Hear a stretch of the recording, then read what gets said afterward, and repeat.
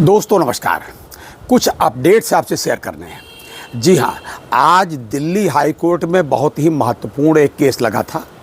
आज उसकी डेट थी, आज उसकी हियरिंग हुई। तो मैं बता दूं, केस था स्टेट बैंक ऑफ इंडिया का 40% टू 50% वाला जो पेंशन का मामला था, जो लगभग आधा पद्दा हल भी हो चुका था, लेकिन जिस डेट से मिलना चाहिए था उस डेट का एरियर नहीं मिला। एक तो उसमें एक ये इशू था और दूसरा उसमें एक और लोग जुटे हुए हैं, ग्रुप ऑफ पेंशनर्स वाले। देखिए, federation of state bank of India pensioner association का तो ये था कि भाई 40 to 50% किया जाए, हो गया। फिर अब ये है उनका मांग कि हमारा मांग क्या उसी में रेट में है कि उसी डेट से किया जाए। ये भी सही मांग है, लेकिन अभी तक वो नहीं हो पाया, तो 40 to 50 हो गई। अब उसका केस चल रहा है। इसमें जो ग्रुप ऑफ पेंशनर्स वालों ने भी अपनी एप्लीकेशन लगाई थी, वो भी जुड़े हैं। उन्होंने भी ये बात कही थी, साथ में उनकी एक डिमांड और थी। उनकी रिट में एक डिमांड और है पेंशन अपडेशन की, ये भी उनकी डिमांड है। फिलहाल आज दोनों तरफ से बहस हुई और अब 16 नवंबर को, माफ़ कीजिएगा 16 सितंबर को, 16/9 को इसकी एक डेट फिक्स हो गई है कि अब भाई नेक्स्ट डेट ये होगी। एक तो ये समाचार आपसे शेयर करना था। नहीं, आप वो मत भूल जाना, 12 तारीख आ रही है। उसके पहले 12 तारीख हमारी सबसे महत्वपूर्ण केस MC सिंगला साहब की है, जो पूरे देश भर में सारे पेंशनर्स को इफेक्ट करेगी। उसका असर, उससे अपडेशन होगा पूरे सभी सरकारी बैंकों का, जो भी बैंक के पेंशनर्स हैं। उसमें किसी का मतलब छूटेगा नहीं, सबका होगा और 100% होगा और एरियर भी मिलेगा। तो वो अलग का विषय है। वो तो मतलब आप उसके लिए तैयार हैं ही, विधिवत उसके लिए रेगुलर कमेंट आ रहे हैं, अपनी राय आ रही है कि साहब ये भी वकील साहब को बता दीजिए, ये भी वकील साहब को बता दीजिए। हम लोग जो मालूम है कि ये चीज़ वकील साहब के पास पहले से ही है, रिट में लगाई गई है या एनेक्जर में लगाई गई है, उसको छोड़ करके वकील साहब से कभी कभी बातचीत भी कर लेते हैं, एडवोकेट सेवाराम साहब से। खैर, एक तो ये बात हुई। ये है कोर्ट के अंदर जा कर के संघर्ष करने की बात। एक बात और है हम लोगों की, अब जब तक सड़कों पर नहीं आते तब तक कुछ होता नहीं भाई साहब। आज की स्थिति यह है। अभी थोड़े दिन पहले आपने देखा जंतर मंतर पर क्या हुआ। जो भी था सही गलत पर मैं जा नहीं रहा, ना मैं एक को तरफ से टिप्पणी कर रहा हूँ, लेकिन यह है कि सड़क पर उतरने से नतीजा ये हुआ कि उनकी मांग मानी गई। अरे यहाँ तो हम लोग अपना पेट की रोटी के लिए कह रहे हैं, वो भी अपना किया कर धरा। सरकार से ये केवल कह रहे हैं, आप हुजूर केवल अनुमति दे दीजिए, पैसा भी मत दीजिए, पैसा है हमारे पास। हम तो यही बात कहते हैं। ये है पेंशन अपडेशन की मांग, MC सिंगला केस की मांग।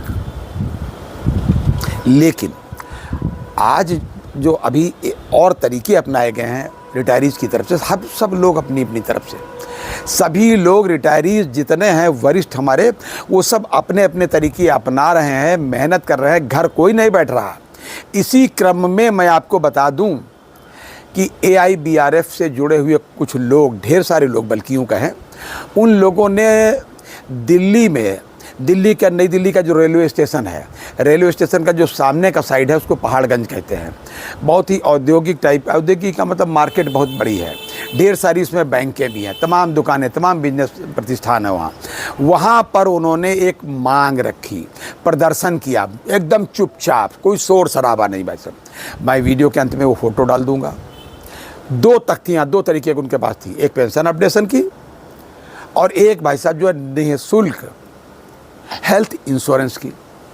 एक तरफ वो मुकदमा चल रहा है केरल हाई कोर्ट में कि साहब GST हटा लीजिए। अरे मैंने पहले कहा GST हटाने की बात छोड़िए भाई साहब, रिटायरीज़ का हेल्थ इंश्योरेंस बैंक की कास्ट पर होना चाहिए। ये बहुत पहले ही खंडेलवाल कमेटी की रिपोर्ट थी कि वेलफेयर फंड का पैसा इसमें इस्तेमाल होना चाहिए। कहाँ जा रहा है मुझे नहीं मालूम। इसके ऑडिट की मांग भी की है कामरेड राकेश खरे ने, जो इलाहाबाद से आते हैं। उन्होंने कई मुकदमे कर रखे हैं और लड़ रहे हैं अपने लिए के साथ साथ आपके लिए भी, सबके लिए वो लड़ रहे हैं। तो हुआ ये कि दिल्ली के पहाड़गंज में AIBRF से जो लोग जुड़े हुए थे, ढेर सारे लोग इधर उधर के तमाम प्रदेशों से भी फुट करके लोग आए हुए थे। उसमें लीडरशिप थी चंडीगढ़ से पधारी श्री प्रवीण विज की। तो प्रवीण विज के नेतृत्व में जो है ये प्रदर्शन किया गया है। मतलब कोई कहीं पर से कोई चूक नहीं रहा। उसमें जनता का भी समर्थन मिला, बैंकें थीं, तो बैंक के ढेर सारे कर्मचारी भी उसमें चुपचाप आ गए, 2 मिनट समर्थन दिया उन्होंने भी अपना। तो फिलहाल जो लोग आए थे बाहर से, उनकी मैं फ़ोटो भी डाल रहा हूँ आपको कि वो कितनी उम्र में बेचारे ये प्रदर्शन करने के लिए यहाँ पर आए हैं कि हमको हेल्थ इंश्योरेंस दे दीजिए, हमारा पेंशन अपडेशन कर दीजिए। अच्छा, दिल्ली में नहीं करेंगे तो कहाँ करेंगे? सरकार दिल्ली में बैठती है, देश भर के नुमाइंदे जो सरकार में शामिल हैं वो सब दिल्ली में बैठते हैं, तो दिल्ली में करना पड़ेगा भाई साहब। तो ये अभी तक का अपडेट था। और अगली बार मैं आपको सीधे सीधे बता दूं कि आप बिल्कुल धैर्य मत रखिए, बिल्कुल किनारे ही भाई साहब आ रहा है आपका पेंशन अपडेशन का मामला। कुछ लोग इस बीच में ऐसा है, जैसे अभी पिछली बार BMS से संबंधित कुछ यूनियन NOBW और NOBO, ये दोनों लोग जो है उनके जो फाइनेंशियल विंग के इंचार्ज हैं गिरीश आर्या जी के नेतृत्व में फाइनेंस मिनिस्टर से मिले थे। पेंशन अपडेशन की भी मांग की थी, ढेर सारी मांगे उनसे की थी, पेंशन अपडेशन भी उसमें से था। और उसमें इतना फ़र्क ज़रूर हुआ था, बाकी पेंशन अपडेशन पर उन्होंने क्या कहा, न तो यूनियन ने कुछ बताया, BMS वालों ने भी कुछ नहीं बताया, बस केवल इतना कहा सकारात्मक रूप था। लेकिन उसके तुरंत बाद एक सर्कुलर आया था DFS की तरफ से कि जो बैंकें हैं अपना एक कैलेंडर छापेंगी, कैलेंडर का मतलब डेट डिसाइड करेंगी कि यूनियंस के साथ एक पीरियाडिकल मीटिंग करेंगी रिकॉग्नाइज्ड यूनियन के साथ में। अब रिकॉग्नाइज्ड यूनियन का मतलब एक जगह अगर मान लो 2 यूनियन है, 3 यूनियन है, 4 यूनियन है, तो कोई यूनियन छोटी होती, कोई बड़ी होती, बड़ी वाली को रिकॉग्नाइज कर दिया जाता है जिसके ज़्यादा मेंबर होते हैं। लेकिन अभी उन्होंने क्या किया है, एक ताज़ा सर्कुलर कर दिया है उन्होंने, बिल्कुल ताज़ा सर्कुलर वैसा कर दिया है DFS ने। उसमें ये कर दिया कि नहीं, आप प्रत्येक एसोसिएशन को बुलाइए, चाहे वो अल्पमत में हो चाहे बहुमत में हो। ये एक अच्छी बात है, इससे इंडस्ट्रियल डेवलपमेंट, इंडस्ट्रियल रिलेशंस जो होते हैं अच्छे डेवलप होंगे और तमाम सकारात्मक बातें मैनेजमेंट तक पहुंचेंगी और मैनेजमेंट को उन पर निर्णय लेने में काफ़ी आसानी होगी एसोसिएशन के माध्यम से। एक अच्छी मतलब बात है, अच्छा कदम है। इसके लिए मैं भी BMS को धन्यवाद देता हूँ, BMS के लीडरान को धन्यवाद देता हूँ, डॉक्टर गिरीश आर्या जी को धन्यवाद देता हूँ कि उनके नेतृत्व में अच्छा काम हो रहा है, ये अच्छी बात है। लेकिन मैं ये नहीं समझ पा रहा हूँ कि जब सरकार भारतीय जनता पार्टी की है और BMS उसकी एक अनुषंगी है, सब्सिडरी है RSS की, और RSS की धुरी पर टिकी हुई सरकार है, तो BMS की डिमांड पर ये पेंशन अपडेशन मान क्यों नहीं लेती, ये बात मेरी समझ में अभी तक नहीं आई। भाई अब तो उन्हीं के लोग मान रहे हैं, तब तो क्रेडिट भी उनको जाएगा। हम आम मेंबर हैं, हमको ये है कि जो हमारा काम कराएगा हम धन्यवाद उसको सबसे पहले देंगे। धन्यवाद तो मैं सबको दूंगा, हम लोग सभी को धन्यवाद देते हैं, सभी लोग जो अपने अपने तरीके से संघर्ष कर रहे हैं, AIBRF वाले हों, BMS वाले हों, CBPRO वाले हों या कोई भी हों, जो भी कर रहा है रिटायरीज़ के लिए, हमारी तरफ से, आपकी तरफ से भी मैं उनको सबको धन्यवाद देता हूं। और ये निवेदन करूंगा कि अपनी सेहत का पूरा ध्यान रखिए। 12 तारीख आ रही है MC सिंगला साहब के केस की, तो उसके लिए आप तैयार रहिए।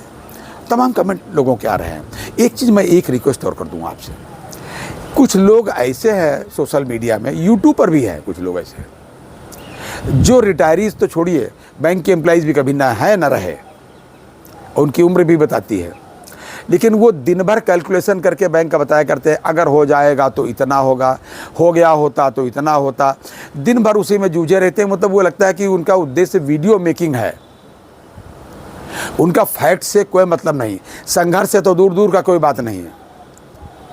और उसमें भी उनकी पैसे की डिमांड होती है कि सब इतना पैसा हमको दे दीजिए तो हम आपको और बढ़िया इन्फॉर्मेशन देंगे। अरे भैया, उम्र के मुकाम पर हम लोग डेली प्रत्येक व्यक्ति कुछ न कुछ एक आध दिन छोड़ दीजिए, एक न एक रिटायरीज हमारा साथी जा रहा भगवान के यहाँ। हमारे इधर 2-3 दिन से मैंने वीडियो नहीं बनाए, हमारे कई साथी भगवान के यहाँ गए, मेरे साथ काम किए हुए भी गए, मेरे अंडर में काम किए हुए गए, मेरे साथ में काम करने वाले गए। कईयों के अंतिम संस्कार में मुझे शामिल होना पड़ा। और हम क्या, तमाम हमारे साथी जाते हैं। मैंने बताया कि 50 से लेकर 52, 54, 56 तक लोग जो है पर डे डेथ रेट है भाई साहब कंट्री वाइज। अब पेंशन उधर बंद हो चुकी है, पेंशन फंड का क्या होगा बता नहीं सकते। ऑडिट राकेश खरे साहब ने कहा कि ऑडिट होना चाहिए, तो होना चाहिए इसका कि पेंशन फंड इतना था, फिर इतना हुआ, अब कहाँ जा रहा है, उसका क्या इस्तेमाल हो रहा है, ऑडिट तो होना ही चाहिए। ये था अभी तक का अपडेट। अगली बार फिर किसी अपडेट के साथ हाजिर होते हैं, तब तक के लिए इजाज़त दीजिए। और हाँ, अपनी सेहत का भाई साहब पूरा ध्यान रखिएगा। जय हिंद, जय भारत, नमस्कार।